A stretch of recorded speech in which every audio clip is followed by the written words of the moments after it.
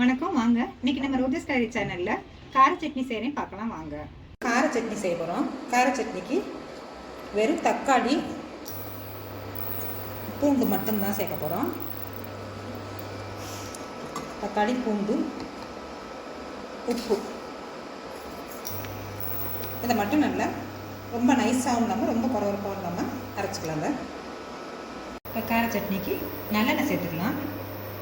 நல்லெண்ணெய் கொஞ்சம் கூடுதலாக சேர்த்தா கொஞ்சம் உரப்பு கம்மியாக இருக்கும்.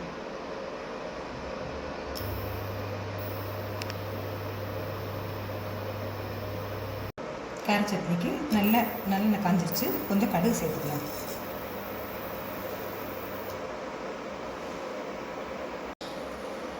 இப்போ கடுகு வெடிச்சிருச்சு. அடுத்ததாக உளுந்து பருப்பு சேர்த்துக்கலாம்.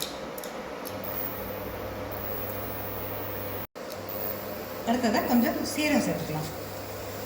இந்த கார சட்னிக்கு சீரகம் சேர்த்தோம்னா கொஞ்சம் டேஸ்ட் நல்லாயிருக்கும். அடுத்ததாக கருவேப்பிலை,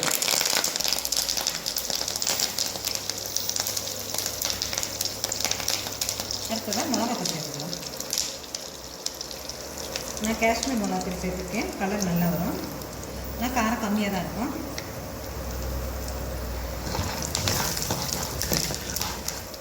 பூண்டு தக்காளி அரைச்சி வச்சுருக்கதா சேர்த்துக்கலாம்.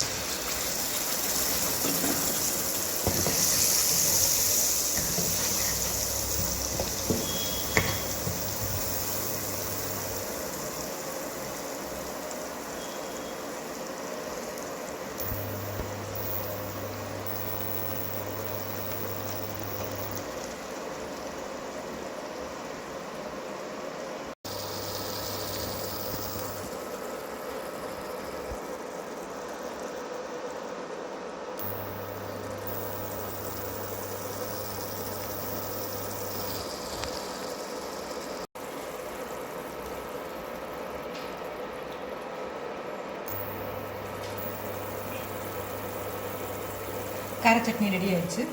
டக்குன்னு சமைக்கவே தெரியாதவங்க கூட இந்த கார சட்னியை டக்குன்னு செஞ்சிடலாம். ஈஸியான முறையில் இதை நீங்கள் இட்லி தோசைக்கு மட்டும் இல்லாமல் தயிர் சாதத்தோட வச்சு சாப்பிடலாம்.